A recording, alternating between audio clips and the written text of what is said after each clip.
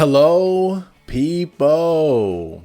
Welcome back to another anime review by your good friend Chad Marco, the Big Anagi. So this time I will be reviewing a very popular, relatively new anime called Frieren. The way that I learned about Frieren, you guys know I put out that video where I was acting a damn fool at Galaxy Con. And, I bumped into these three guys and we had a great conversation about anime. And there was one guy who was cosplaying as one of the characters from Frieren, and he was just telling me about the anime a little bit. And I got quite a few anime recommendations while I was there, and so I've kind of made it a point to try to watch some of them while I'm trying to get back into anime right now. So, I said, let me actually go check out Frieren on the recommendation of this guy. And you know what? I think I might have found something good. So without further ado, let's get to the basic details of this anime.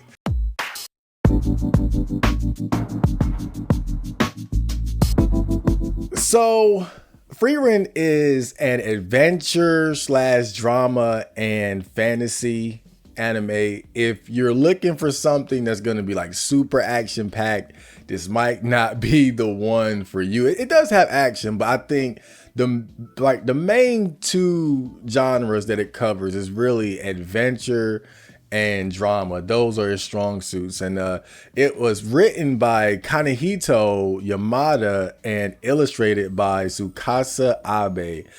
And I'm looking at it and I realized that it's written and illustrated by two different people. And I know that mangakas, they tend to work very hard. A lot of times they do the artwork and the writing. And I think this is probably a good idea to split the duties like that. I think more mangakas should really do that. Because of the workload and the expectations to put out chapters pretty much every week. But also the manga was released in 2020 and the anime came out in about, I think, 2023. And so what I am going to be reviewing is the first season, which is 28 episodes, which is actually a bit unusual. Usually anime seasons are broken up into either like 13 episodes if it was like a shorter season, or like 24-ish, something like that. But kind of a long first season. And I think the second season is just coming out now. I heard somebody mention it on 4chan. I'm not sure. No, it was somebody in my chat while I was streaming. I think the second season now is out. But this is going to be a review of the first season. And I think Studio Madhouse are the ones that were leading the way with this anime. But again, man, thanks to the guy from GalaxyCon for recommending this. And let's check out the plot.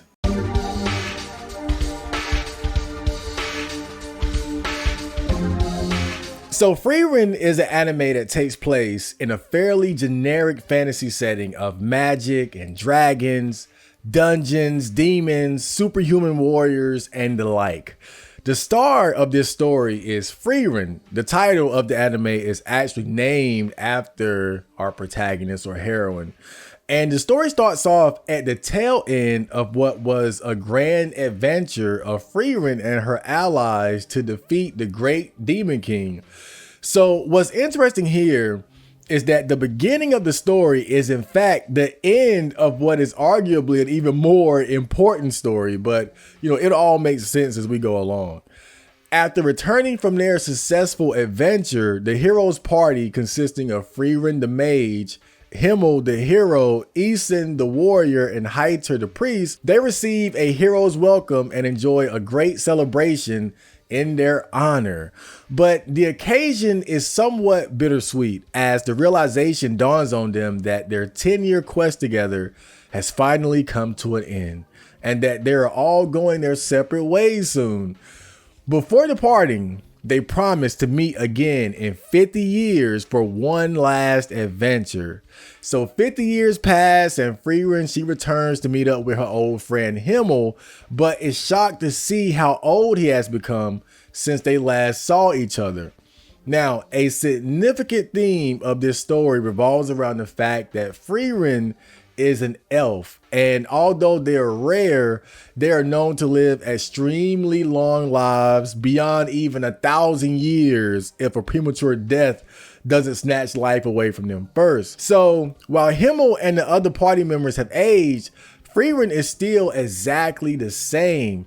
Yet, just as promised, Frieren leads her old team of geriatric heroes on one last adventure, topped off with a meteor shower that occurs once every 50 years. Now, I'm not going to lie. When I saw this part, I teared up a little bit.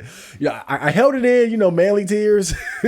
But when I saw this, I was touched. And that's when I knew, okay, it's going to be that. It's going to be this kind of anime. It's going to be an anime full of feels. But unfortunately, Himmel the hero would pass soon after that. And Frieren found herself struck by the realization that he died before she was able to really get to know him. And she sheds her first tears over the loss of a human life and friend. But then 20 years go by, and there are several time skips before the story really settles in, so you got to kind of sit tight. But Frieren, she links back up with Heiter, the priest, to pay him a visit, really thinking that he was already dead by then. But in recent years, he's adopted a child named Fern that he wishes Frieren to make an apprentice. Frieren, she initially refuses, but Heiter, he's kind of a shrewd guy, so he uses some subtle trickery to get Frieren to stick around for a few years and train her anyway. So years go by, and Fern, she's now a teenager, and she's starting to become a decent mage under the guidance of Frieren. However, Heiter, he soon passes away as well, leaving Fern completely in the care of Frieren, who by now has grown attached to her. The two go on a few misadventures together before visiting Isen, who reminds Frieren of one of the legends surrounding the great mage Flamme, which said she was able to communicate with the dead. They locate her notes, which speak of a place called Aureole. I know you guys know what I'm thinking. The land where souls rest. The notes confirm that Flamme was able to speak with her dead allies in this special place. And Frieren, having known Flamme when she was alive, understands there must be some validity to this story. And at this point, Frieren, she's still lamenting the fact that Himmel passed away before they were able to have a satisfactory bond and understanding of one another. So Frieren decides to embark on yet another journey into the dangerous northern lands where the Demon King once resided, in order to find a place considered heaven on earth and reconnect with her long lost ally, Himmel. Yes. So that is the plot in a nutshell. So next we're going to get to the characters. Stay tuned, baby.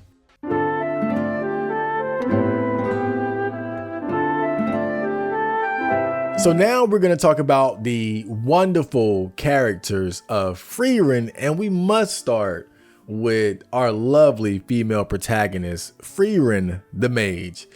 Now, even though we see frequent flashbacks of her past, you could honestly say that there's a lot we don't really know about her, simply because of how old she is, being an elf who is upwards of 1,000 years old. But what we do know is that her journey began when her elven village was attacked and mostly destroyed by demons, with her being the last one standing since she was the strongest mage among them. She was rescued by a powerful human mage named Flamme, who would go on to pretty much adopt her and make her an apprentice. So she traveled with Flamme, learning her philosophy on magic up until Flamme's death. But from here, there's a huge gap in our knowledge of what she was doing, but eventually she would be recruited by Himmel the hero to embark on the journey to defeat the Demon King, where they will all make their marks on history together. So a big theme in this anime revolves around Frieren's long life and how her perception of time differs from her human companions. For example, defeating the Demon King with the Heroes Party, that took 10 years. Which for everyone but Frieren was the highlight of their life and their youth. But for her, it was more like a rough detour along the way. And she also has a tendency to take her time on seemingly insignificant tasks. She might spend years looking for a dragon poop to complete a potion that cures hiccups or some bullshit like that. And this is a tendency that often creates problems with her human friends who don't live as long. So humans, we're going to live with a much greater sense of urgency that Frieren just simply doesn't have.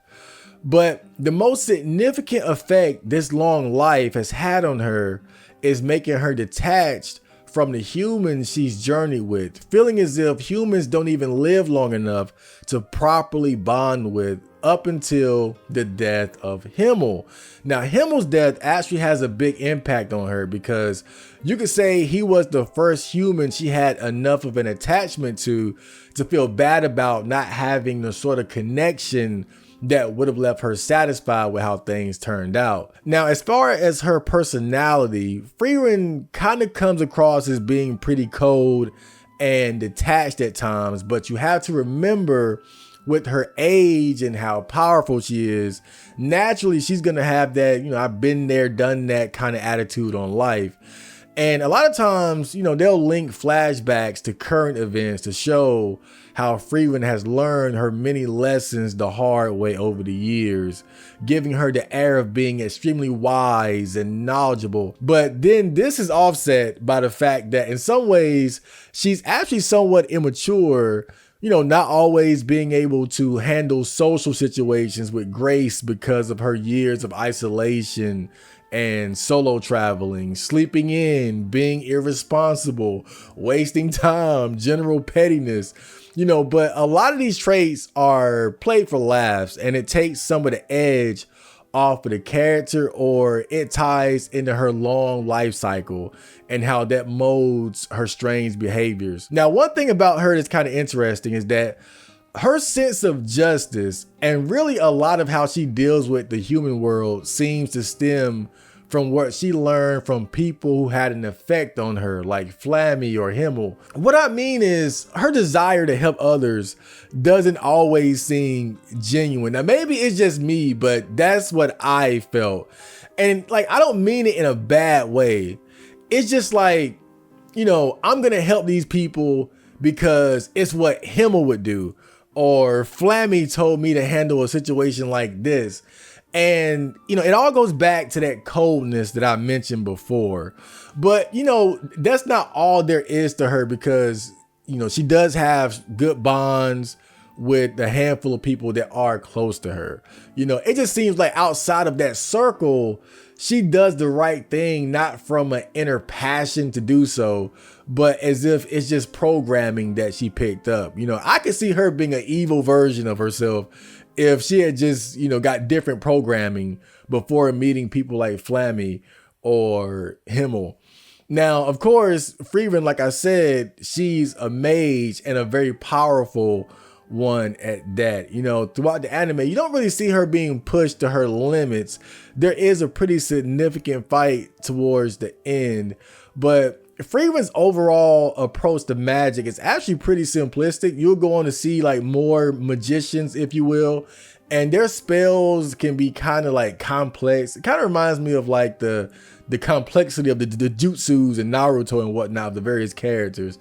But again, Frieren, her approach is just very basic. When it comes to more complex magic, it doesn't really seem to be her thing. She's into novelty magic, but when it comes to combat, she likes to keep it simple. But overall, Frieren, I gotta say, is a damn good anime character.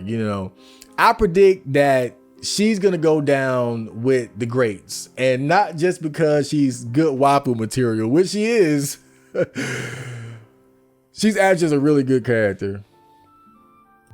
So next we have Himmel, the hero. Now, this handsome young man is the legendary leader of the Heroes Party, vanquishers of the Demon King. When he was a child, he had a brief meeting with Frieren, who helped him find his way home when he was lost. And even though she forgot that, that was the first encounter between the two of them. So when he became older and was building a team for the journey, he knew he wanted to top things off with the mysterious mage that lived in the forest nearby. And, I found this story to be kind of funny because it's like I said earlier, Frieren's perception of time and how it affects her habits, like she's literally just hanging out in the woods for so long that Himmel meets her as a child and is able to go back to the same area and find her to recruit him into the team when he's a teenager. Like that's how long she was just in the damn woods hanging out. But you know, throughout the anime, we get bits and pieces of the adventures Himmel and his friends went on, and that's how we get to know them better. And with Himmel, at least on the surface, he comes across as being a fairly generic warrior hero type, like something out of a storybook, honestly. And I think it's because of the self-awareness that he displays over what he's trying to do and become like, I'm gonna be the hero and slay the dragon and save the girl. And really, to be honest, a lot of the anime is kind of like that as far as like the presentation of the world. It's very generic and it can be corny at times, especially with Himmel. But again, the flashbacks give you a deeper look into his mentality and his philosophy. And you can see how much Frieren sort of picked up from him during their relatively short journey together.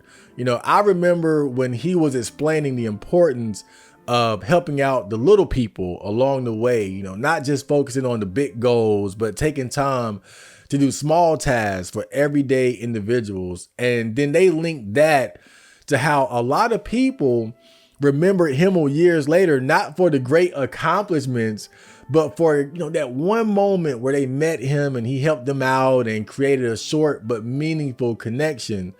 But outside of that, he's actually pretty vain and egotistical about his good looks and making a mark on the world. So for him, being a hero isn't all about duty and righteousness. I think it's fair to say that for him and also other characters, it's a way to deal with the realities of death and the limited time we have to stake our claim in the era that we're born in. So next we have Heiter the priest. Now, Heiter was another member of the classic Heroes Party, serving as the priest. Now, you don't really learn much about him from the flashbacks because he's often treated as comedic relief, oftentimes appearing stumbling and drunk and not really doing much of significance. But apparently he served a pretty big role in the group, and I'll just take their word for it. But his significance comes much later, after the death of Himmel, where he and Frieren reunite for a couple years as Frieren trains his adopted daughter, Fern. So here's a link between the past and the present, giving Frieren someone who would go on to become a great ally and friend. But in his youth, he was the typical degenerate monk type character, similar to Moroku from Inuyasha, who had the insatiable appetite for women. But for Heiter, you know, his vice of choice was the booze. But as he got older, he actually became a prominent figure in the world of priests and began to take life more seriously. And with that came a greater fear of death as he began to come to the end of his life. And, you know, he kind of used this to trick Frieren into training Fern, you know, getting her to decode an old magic book about immortality, which took years to do. So in the meantime, she trained Fern, even though initially she refused. So by the time Heiter died, she had already grew an attachment with Fern and fully took her in under her 1,000-year-old wings. Now, you know, Heiter, he's a decent character. I just wish they kind of showed more of what he did during the time when he was with the Heroes Party, when he was young. But I feel like probably going into the future, they're going to show more and more of what it was like to actually go on the journey and defeating the Demon King. There are big parts of that they just never show. They kind of skip from part to part. But again, he's an alright character. Next, we have Isen, the warrior. Isen is the final member of the original Heroes Party, and he played the role of the warrior, or tank if we're going by generic fantasy RPG terms, as the anime loves to do. Now, Isen is a dwarf, so like Frieren, he has lived a much longer life than a typical human. But unlike Frieren or elves, dwarves only live for a few hundred years, somewhere between 200 and 400 years, it seems. And they seem to have a relatively short prime where they're at the peak of their powers, because when asked if he would like to join Frieren after Himmel's death, he says that he's too weak to fight like he once did, despite looking damn near the same age. Now, one thing we learned about Eason's past is that he used to be sort of a coward who abandoned his village during a time of peril. So wanting to overcome that weakness is a driving force that leads him to becoming the mighty manlet that we see today. And like Heiter, he also acts as a link to Frieren acquiring a new party member, because he is training a young boy named Stark and showing him the ways of the warrior, even though they seem to have had a bit of a falling out recently. But that's about all for him. I think it's cool how her previous party members were able to provide their replacements when they were too old. Heiter gave her Fern, Eason gave her Stark, and Himmel gave her a reason to continue going on dangerous adventures. So they all kind of link to where Frieren is during the present day. So now moving forward to the characters of the current era, we have Fern, the new mage. So like I said before, Fern was adopted by Heiter as a child. He found her moments away from jumping off of a cliff to end her own life after the deaths of her parents. He guided her along the early paths of being a mage, but it will be Frieren who really takes her to the next level towards maximizing her potential. Now, the introduction of Fern and her budding relationship with Frieren is where I think the anime really begins to display its bread and butter, which is its characters and how they relate to one another. Because remember, it's an adventure slash fantasy drama anime, and the drama is a big part of it. Even though Fern is much younger than Frieren and was basically raised by her, in some ways, she's actually more mature and responsible than Frieren, but Frieren is still 1,000 years old. She's a master mage with fortunes worth of life experience. So it's like they both kind of mother each other to compensate for the other's weaknesses, which makes for an interesting relationship dynamic between the two of them. Now, even though she's very responsible and takes her magic studies very seriously, she's still very young and she has her emotional issues and tantrums. It's kind of a running gag that seemingly insignificant things will set her off, and she'll distance herself from her allies or start little mini beefs with them and stuff like that, especially Stark. But again, a lot of that cute stuff, it aids in making her a more complex character. It's played for laughs, and it just shows that she has her own flaws and quirks and things like that.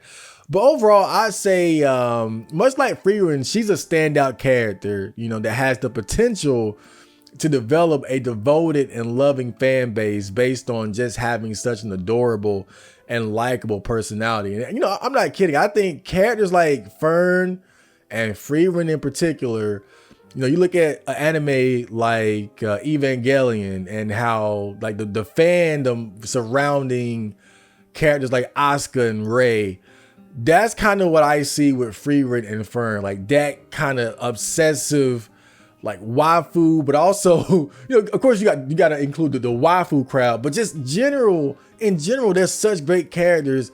They're going to have a very big and obnoxious fan base. So next we have Stark, the new warrior.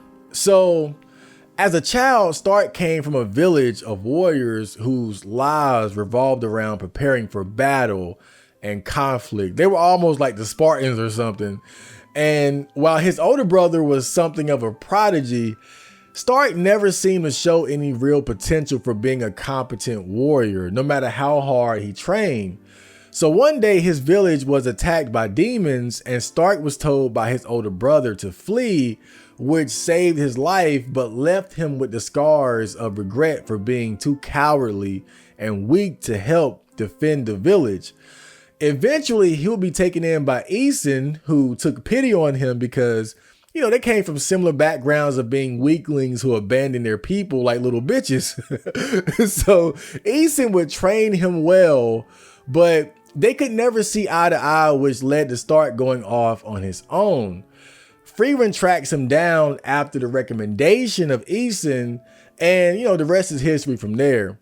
So Stark is yet another example of that anime character archetype of the coward who doesn't know his own strength. Kind of like a young Gohan or Zenitsu from Demon Slayer. They initially recruit him because they needed someone to distract a dragon while Frieren could get the kill shot. But not knowing his own power, Stark ended up killing the dragon before he even realized it. So that Eason training, actually did some good. And I think the introduction of Stark was a breath of fresh air because before him, the action parts are based around magic and spells. And, just being honest, that didn't really do it for me. But, he brings that good old fun melee action combat to the show and displays how superhuman you can become in the world of Frieren with the right potential and training. Now, even though he had his issues with Eason, he still looks back on their time together fondly, especially all the stories he would tell about his adventures with Frieren.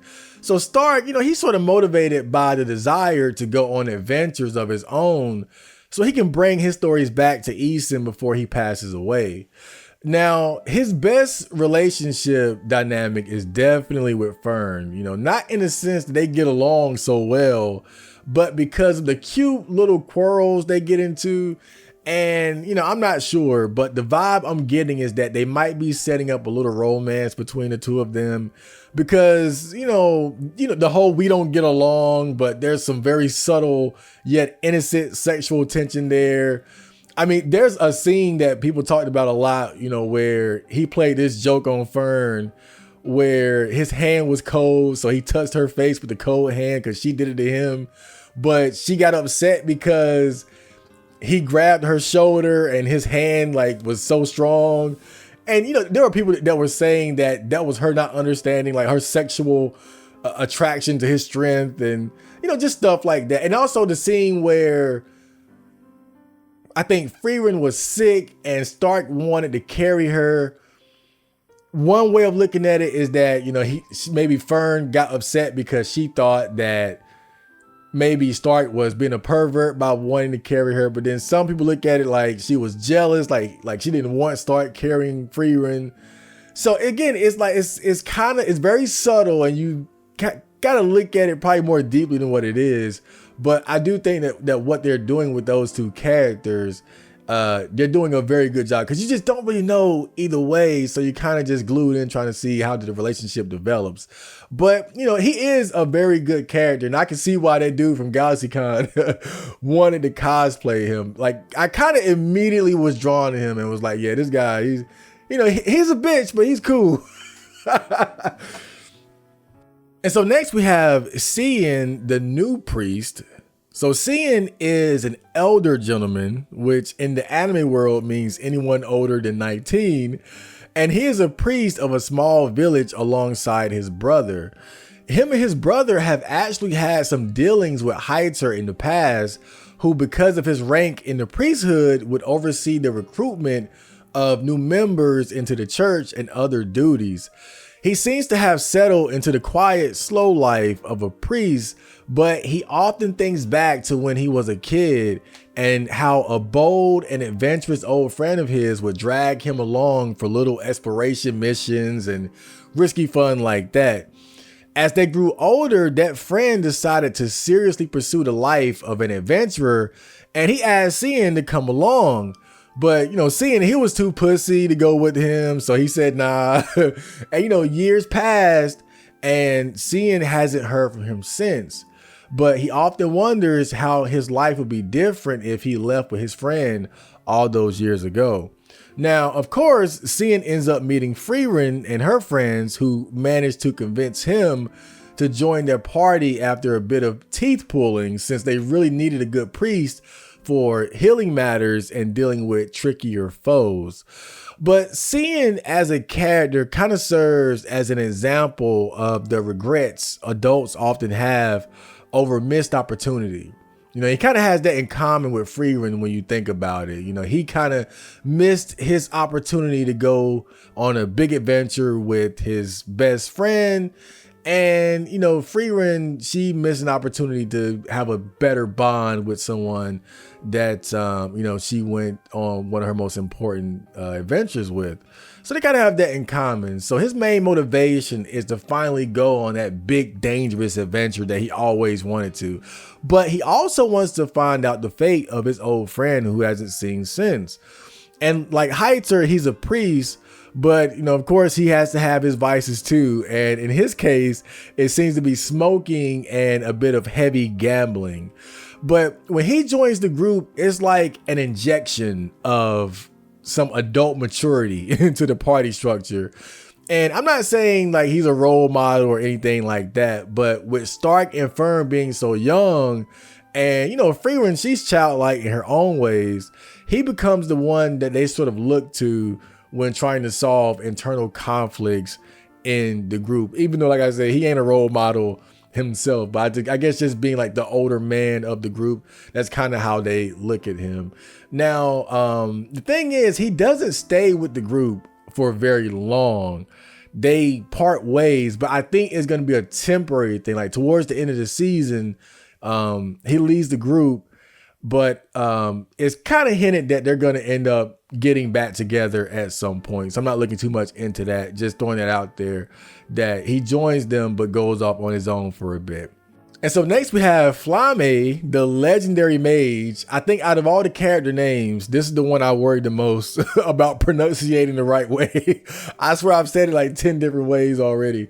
But Flamme, she was a great mage from many years ago who is credited with sort of ushering in the age of magic for humans.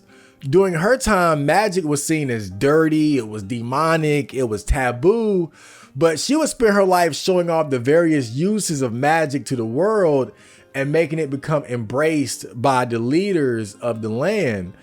As a child, she was taken in as an apprentice by Sari, who is thus far considered to be the most powerful mage of all time, and is also an elf like Frieren. She would then go on to travel the world spreading the gospel of magic, and she ended up taking in a young Frieren as her own apprentice. Now with Flamme, you see one of Frieren's influences that would shape her relationship with magic. While Sari emphasizes magic as a tool for power, Flamme saw the pursuit of learning magic as something that could be enjoyed in of itself, like a hobby, not just a means of combat and war, but for creation and positive manipulation of reality. And Frieren, she would kind of adopt the same mindset. She also made it a point to prioritize the skill of hiding her mana or power level, if you will, and teaching this to Frieren, essentially giving her the consistent advantage of being underestimated by would-be enemies. Now, I mentioned this before, but what leads Frieren to going on her next journey to, find the place of heaven on earth to communicate with Himmel, it's the notes left by Flamme. And when she finds the notes, they're left on that specific page as if Flamme knew that at some point, Frieren was going to have that issue of regretting not having good bonds or connections with people that she actually liked and spent time with. So, even though Flamme lived a very short life compared to Frieren, she did a very good job of sort of reading and predicting the type of person that Frieren would go on to become and what she would need going into the future. So next we have Sari, the strongest mage of all time.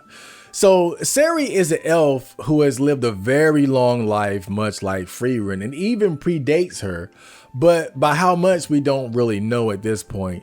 She is said to be a mage who knows every spell in existence, and under certain circumstances will teach people one spell of their choosing, any spell whatsoever. Also, Sari is the one who took Flamme under her wing and made her an apprentice when she was still a child. Now, at this point in the story, Sari and her intentions are very mysterious. I got the sense that she was being set up as the big bad guy of the story because, for one, she just looks like a devious little elf bitch, but also her ideas about magic and humans were very different from Flammy and Frieren. Sari didn't like how Flammy was able to get the humans as a whole to embrace magic because she felt as if it was something that maintained the power gap between the elves like herself and humans, fearing that humans could take magic to new heights and destroy even a powerful mage like Frieren. But then the fact that she took Flammy, a human, as an apprentice sort of contradicts this stance.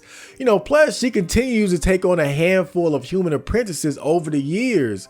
And, there's another part where they have like a dangerous mage exam, which is used to identify powerful mages worthy of reaching a high ranking position. But because Frieren participated and helped the other mages, there were several weaker mages that would have surely died during that final test. So Sari, she calls the test off because, she's the head of the magic guild at that point. So she calls the test off and she just passes and fails them according to her own opinion or assessment. Now, she comes across as being an asshole when she's doing this.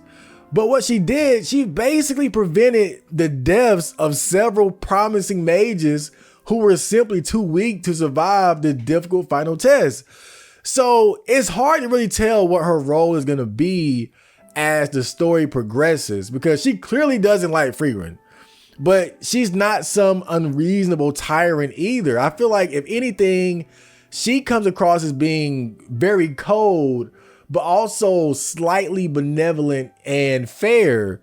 So it's kind of a big question mark with her, but I still lean towards seeing her being set up as a significant enemy of Frieren going into the future, but I'm just really not sure. And so next we got a few honorable mentions. I'll mention Kraft, the monk, really fast. They met him while he was doing squats in a shed during a harsh winter. You don't really learn much about him other than the fact that he's a elf like he's one of the few other elves you'll see in the anime other than Frieren. But he's a monk. You don't see him a lot, but I think they were kind of setting him up to be a significant character for later. That's why I wanted to mention him. Also, there were a lot of new characters that were introduced towards the end of the first season because they had this sort of I guess you could say like a mini tournament arc, if you will.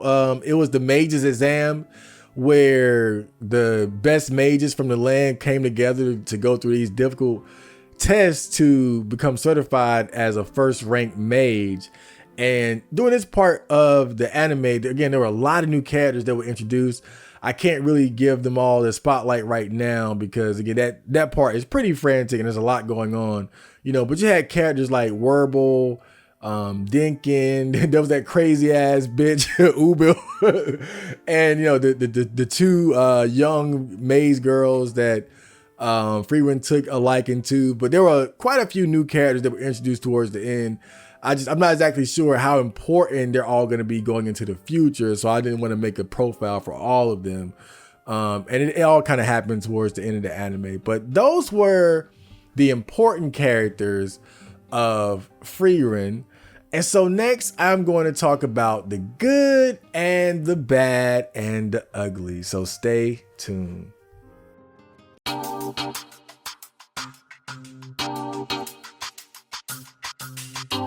Okay, so first let's talk about the good of Frieren. So the first thing that I really liked about Frieren is that it's very consistent. And so when I say consistent, the last anime I watched, for instance, it was Jujutsu Kaisen. And the first season of Jujutsu Kaisen, it was good. Of course, I like Jujutsu Kaisen, but the first season was kind of up and down. There were highs, there were lows, there were parts that I didn't really like, parts I wouldn't really want to go back and watch. Like really good parts. But yeah, it was overall good, but had its highs and lows. Now the second season of Jujutsu Kaisen was crazy. That shit hooked me like I was hooked. But the thing about Frieren that I noticed is that it doesn't have the high highs of a Jujutsu Kaisen, but it doesn't have those lows either. Like it never gets dull, it never gets boring, but it never really hooks you either. And that might seem like a bad thing, right? It doesn't have like that hooking effect. But every time I watched it, I probably watched about 2 or 3 episodes at a time. And I was always having a good time when I was watching it. Like every episode was of good quality. There wasn't really an episode that I didn't like. The animation quality was always consistent. It was always good. And for me, that stands out because I've seen a lot of anime where you do have those parts that just aren't that good. You do have like those bad episodes. Even my favorite anime of all time, Gurren Lagann, there was like 1 or 2 early episodes that I really just didn't like.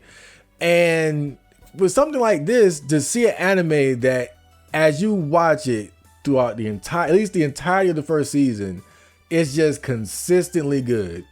For some reason, every time I have to give it high praise for that because I rarely see that. Most anime, you're going to have those highs and lows. And another good example I'm talking about is like something like Gundam. I love Gundam, but it is an anime where if it's not riding that middle line of being decent or good, then it'll have like some high highs, but then some boring parts, some boring episodes, some lows. So the first thing I have to give it credit for is just it's such a consistent anime in its quality. Everything that it's trying to do as far as like, again, the animation quality, the storytelling, the characters, the way the story progresses, just very consistent. Second, I have to give it credit for its great characters and its storytelling. Like I mentioned before, characters like Frieren and Fern, I think that they have the potential to reach similar heights as, you know, classic characters like Rei or Asuka from Evangelion. Like they have that kind of potential. When I see the way anime fans talk about them, like I saw a picture where it was like a meme picture of anime characters, like very popular anime characters at like a table.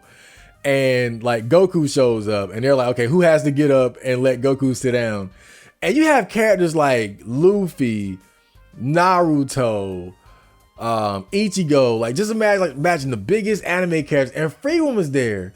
And I was like, dude, like people are putting Frieren in that conversation with the Narutos and the Ichigos and what. I was like, damn, like people are really digging this character. But and as I'm watching it, I see it though, because it's a character who has depth. She has complexity. There's nuance to the character. You know, like she's very likable. And on top of that, on the waifu side of things, my God, for the Coomers and Gooners, you know, we ain't even got on that conversation.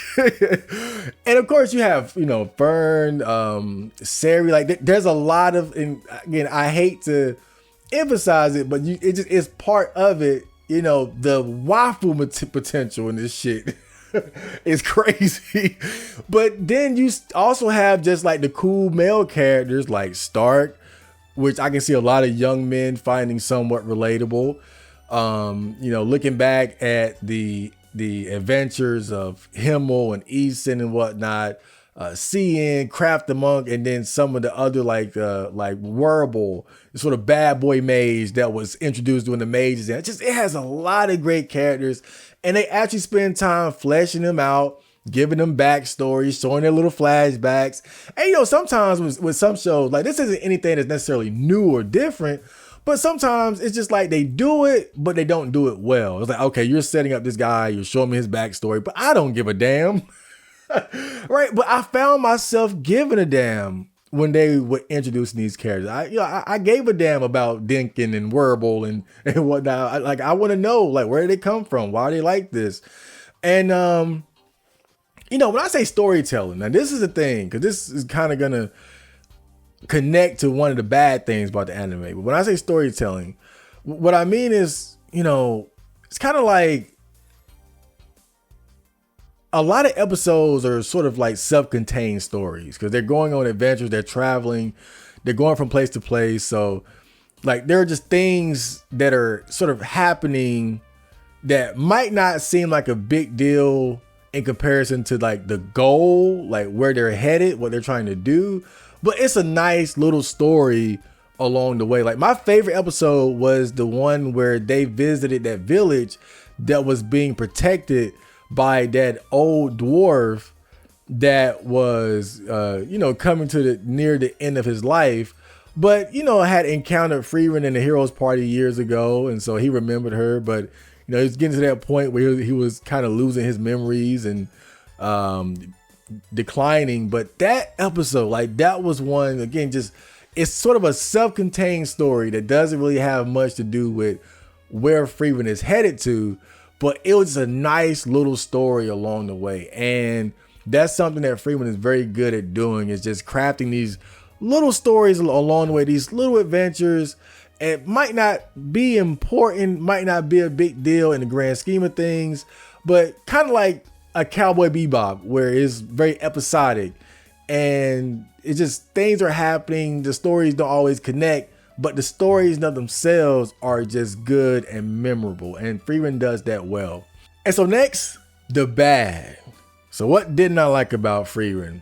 Now, and this is kind of big, there's no significant threat or compelling goal driving the story for me. Now, like I said, the story starts off with them defeating the great Demon King, which ushers in an age of peace. So we are seeing Frieren sort of enjoy the fruits of her labor. She's traveling the world during a time of peace. The Demon King is gone. This is great. But the thing is, you don't have a big threat looming on the horizon. Now, they hinted that Sari could be that she might be a big threat going into the future. But so far, like I said, you kind of get contradicting things with her, where on one hand, yeah, she's kind of scary, but she's not doing anything crazy. Like, again, she's very powerful, but she's fair. She's kind of an asshole, but she's not hurting anybody. So it's like, I thought like she was gonna go crazy at some point, but no, like she's actually pretty cool, and somewhat likable. And so you don't have that. You don't have like that big bad guy, that villain, that threat that really pushes Frieren and her friends to the absolute brink or the limit. And I know it's the first season, so like, what can you really expect? I'm not gonna hold it against it too much. But at the same time, I also say that it doesn't even have like a compelling goal driving the story. The whole idea of, okay, I didn't really connect with Himmel like I wanted to. Now I'm crying over it and I want to have a chance to talk to him again. It's like, all right, but look, you just hung out with him like a week before he died. Like, what? I can see if she came back and he died. Like, I think that whole angle would have worked better if she came back and he died prematurely. But he lived a full life and just died of old age, and she got a chance to go on one last adventure with him. But then when he died, it's like, damn, like I actually wanted to like have a serious conversation with him. and again, just the idea of I'm going back to the north where the Demon King once resided to find a place called Heaven on Earth to communicate with him finally. It's like, what are you gonna talk about? Like, you were just kicking it with him one last time. Like, for me, maybe other people are liking it. Maybe other people get it. It's not a compelling goal for me. So that's what I felt was missing when I was watching. It's like, damn, like there's no big threat. There's no 7 Dragon Balls, no One Piece. Nobody trying to become Hokage. Nothing like that. And now what I will say is this though. I will say this in its defense. I feel like we kind of live in a time where people expect the story in anime to go a bit fast. Like again, the last anime I watched was Jujutsu Kaisen. It's a great anime, but that shit moved way too fast. Especially the third part, the third season just came out. That shit rolls. But I'm telling you, like I've already read the whole manga. It goes too fast. And I feel like that's kind of the expectation, and like people aren't really with, like I know people love Dragon Ball and One Piece, but I think more so people want stuff that's like they want to actually finish the story. We don't want another Berserk situation where it's gonna go on so long that there's no final resolution, like there's no satisfactory conclusion, or like Hajime no Ippo still going on all this time. You know, when you look at an anime like Dragon Ball, you know, it's back then it was an adventure anime and turned into something else. But just look at how long it took for Dragon Ball to really hit its peak, which really kind of came after the time skip. You know, when Goku had Gohan, Raditz showed up, like that's when it started to hit its peak. So there was a lot of times for to set things up. What I see with Frieren, I think Frieren is playing the long game. I think they're laying the bricks. They're laying the foundations of what's going to be a great story moving forward. And so even though I say this is a bad thing, I think that is going to work out going into it's going to work in his favor because they're not rushing it. They're taking their time. Like it's world building. It's developing characters. It's establishing relationships. Introducing new characters as they go along. Like I can see what they're doing, but I'm just looking at it from that first season perspective. I felt like something was missing, so I gotta hold that against it. But like I said, I think going into the future is gonna work for the best because I don't think they're rushing it like a lot of the Zoomer animes are doing.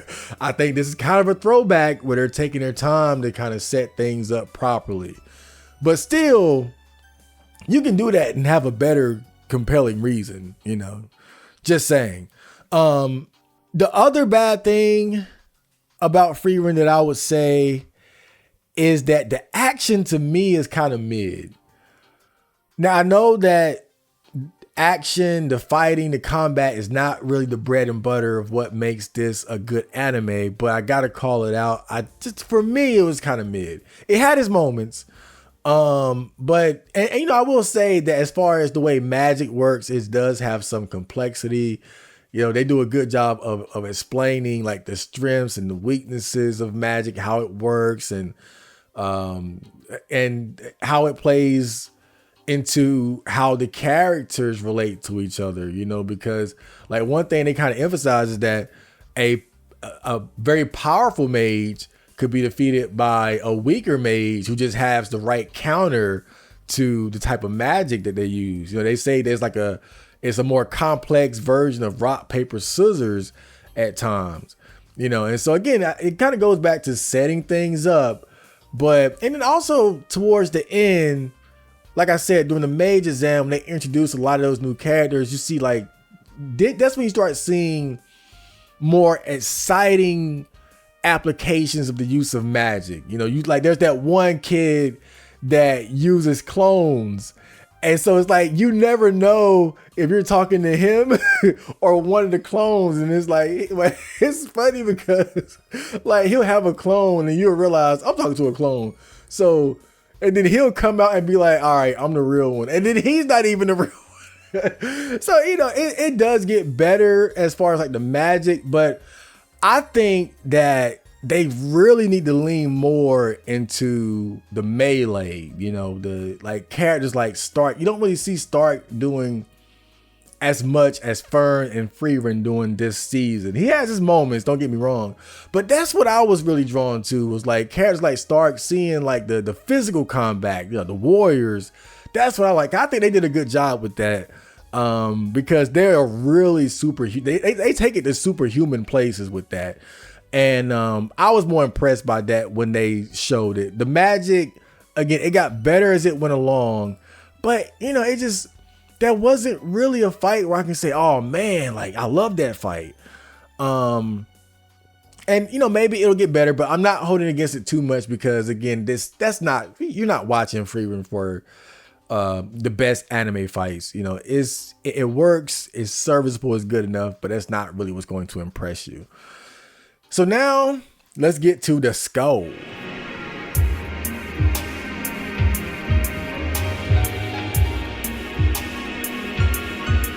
So as far as the score, I give the action a 2.5 out of 5 For me, I found it to be mid. I think it has potential. It could get better, but I wasn't really feeling it in its first season.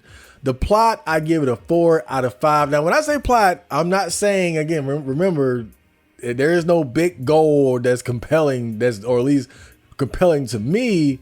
But when I say plot, I'm kind of just lumping in the characters, their relationships, the writing, the dialogue, the adventures along the way. As far as like an overarching plot, like the big picture, not feeling that, but the little things along the way, the characters themselves, that's what works for me. That's why I give it a 4 out of 5.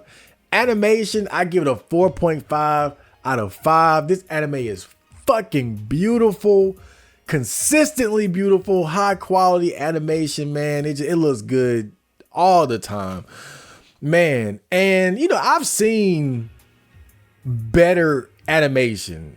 I've of course, if you watch something like Demon Slayer, the movie, or the Chainsaw Man movie, so that's when you see that next level animation. But for a regular show, throughout a whole season, to have that level of animation quality throughout with no noticeable drops, gotta give that a 4.5 out of 5. I mean, I was really impressed by the animation quality as I went through this. The music, I give it a 2.5 out of 5. I found it to be very generic and uninspired. It works for the anime. It fits the theme, the fantasy theme, but I was going over the soundtrack and I just wasn't really impressed by it. I wasn't impressed by it like I was with the Jujutsu Kaisen soundtrack, which is actually pretty good. Again, I think the music here was just too generic. I didn't feel where the composer was inspired to really add some flavor to it. It just felt like, okay, this is a fantasy anime. Let me make some generic ass fantasy music. Comedy, I give it a 2.5 out of 5. Not a knock against it. It doesn't really try to be funny too often. It has that perfect balance. Like when they want to be funny, when they do it, it works. They're not trying too hard. I've seen anime where they try too hard and it falls flat. But when they do the whole comedic relief, hijinks and stuff like that, especially with characters like Haiter doing the flashbacks, or Cian and his gambling issues, it works for the most part. It has its moments. Ichi, 1 out of 5, but again, we all know this isn't a bad thing. I'm just saying there's not much sexy to speak of here. The girls are fully clothed and they're very respectable. They're very respectable and they're not harlots, so no Ichi here. So overall, I kind of debated what to score this. I was torn between a 7.5 and an 8, and I settled on an 8. And the reason why I kind of struggled a bit was it was really the lack of the significant threat and compelling goal. That was where it was at. That's what was that's why I was like, damn, can I give it an 8 without that? But again, I see the potential. I see what they're trying to do. And because of that, I'm not going to hold it against it, because I see them laying all them bricks down. I see a great foundation. I see Frieren becoming one of the great animes going into the future. I don't think this is going to be a flash in the frying pan. I think Frieren is going to make a mark. Frieren is definitely going to leave a mark. There's so much potential here, especially if they push the envelope as far as the storytelling. Think about how good this anime is already. And there's nothing of significance happening, right? For the most part. Now, the Mage Exam was pretty crazy. I ain't gonna lie. That's when shit was getting a little wild, especially when they went in that dungeon. But even then, there was safety nets to protect everybody. So this whole anime, you never see them really put in the most dangerous type of situations. Their backs are never against the wall, they haven't even taken it to that level yet. They're having fun. And it's this good. I think that it's safe to give this anime an 8, even though it did have that issue. I think that this is a matter of them laying the foundation of what is going to go on to become a legendary anime, no doubt. So I hope you guys enjoyed that. And I will see you on the next anime review. I'm still figuring out what I'm going to watch next, so it's going to be a bit of a surprise. Johnny.